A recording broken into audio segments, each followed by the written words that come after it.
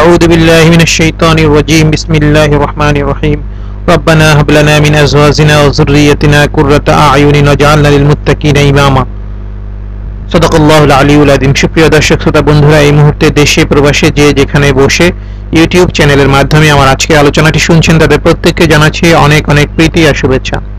বন্ধুরা, আমরা অনেকেই সৌন্দর্য সচেতন হয়ে থাকি, বিশেষ করে মেয়েরা তো সৌন্দর্য সচেতন বেশি হয়ে থাকে।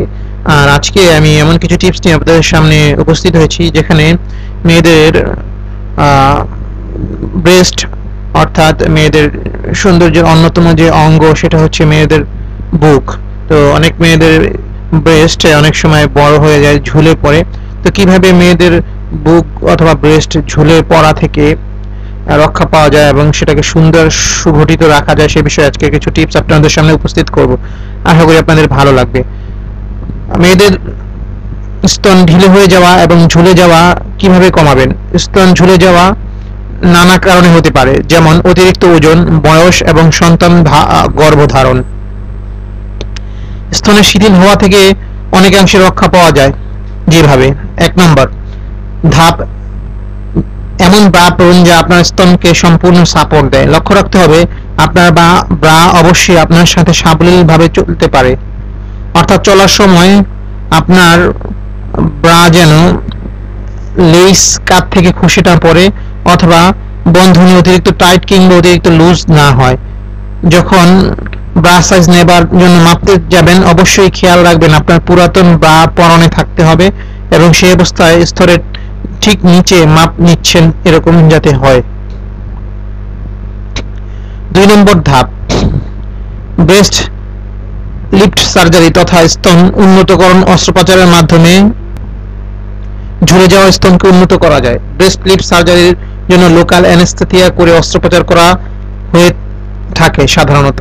এই পদ্ধতিতে অতিরিক্ত ত্বক ফেলে দেওয়া হয় এবং অনেকের ক্ষেত্রে নিষ্ফল স্তন বোটা এবং অ্যারেওলা এর স্থান পরিবর্তন করা হয়। আপনি যদি সন্তানকে স্তনদান করছেন অথবা গর্ভধারণ করছেন সেই অবস্থায় অস্ত্রোপচার করা উচিত হবে না। অর্থাৎ যারা সন্তানকে দুধ খাওয়াচ্ছেন, স্তনপান করাচ্ছেন অথবা গর্ভধারণ অবস্থায় আছেন তারা এই জাতীয় কাজগুলো না করাই ভালো। 3, নিয়মিত সঠিক ব্যায়াম করলে আপনার পিক্টোরিয়াল পেশি সুগঠিত থাকবে, যা আপনার স্তনকে সুঢল থাকার ঐচ্ছিক সমর্থন যোগাবে। ফলমূল এবং তাজা সবজির সমন্বয়ে স্বাস্থ্যসম্মত খাবার, কম চর্বিযুক্ত খাবার এবং আইসযুক্ত খাবার আপনার স্বাস্থ্য ঠিক রাখবে, যা স্তনের সুন্দর গঠনে ভূমিকা রাখবে।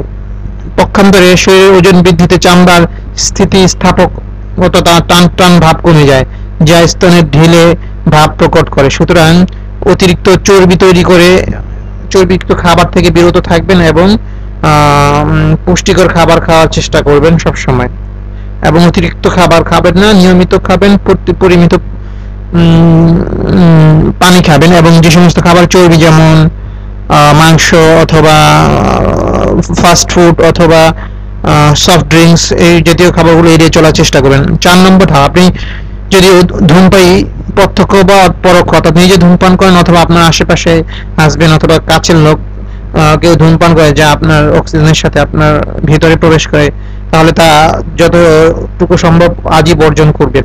কারণ তামাক নিকোটিন সরাসরি বার্ধক্যকে প্রভাবিত করে এবং চামড়ার স্থিতিস্থাপকতা নষ্ট করে শরীরের অন্য অংশের মতো স্তনের চামড়াকেও ঢিলে করে দেয়, ফলশ্রুতি স্তন ঝুলে পড়ার সম্ভাবনা থাকে। সুতরাং যে সমস্ত বোনেরা তাদের স্তন ঝুলে যাচ্ছে তারা অনেকেই টেনশনে আছেন যে হয়তো আমার স্তন ঝুলে যাওয়ার কারণে সৌন্দর্য কমে যাচ্ছে। হ্যাঁ, সৌন্দর্য তো অবশ্যই কমে যাবে, সেই জন্য আপনি উপরোক্ত যে আলোচনাগুলো হলো সেগুলো আপনারা ফলো করবেন। পাশাপাশি অনেকের ভিতরে একটা বিভ্রান্ত আছে যে সন্তানকে ব্রেস্ট ফিডিং করলে বা স্তন পান করালে হয়তো স্তন ঝুলে যাওয়ার সম্ভাবনা থাকে। এটা একটি ভুল ধারণা।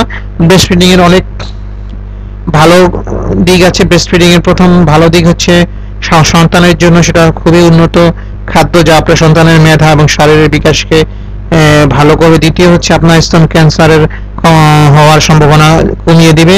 তৃতীয় হচ্ছে আপনার সৌন্দর্য বিনষ্ট হবে না, বরং আপনার সৌন্দর্য আরো প্রকট হবে। সুতরাং স্তন ফিডিং করবেন, ব্রেস্ট ফিডিং করাবেন আপনার সন্তানকে।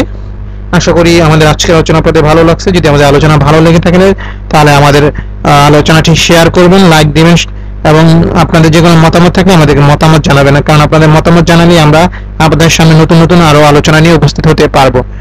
আর আমাদের জন্য দোয়া করবেন, আমাদের চ্যানেলটি অবশ্যই সাবস্ক্রাইব করবেন নতুন নতুন আলোচনা এবং আপডেট পাওয়ার জন্য। আসসালামু আলাইকুম ওয়া রাহমাতুল্লাহি ওয়া বারাকাতুহু। সবাই ভালো থাকবেন। আল্লাহ হাফেজ।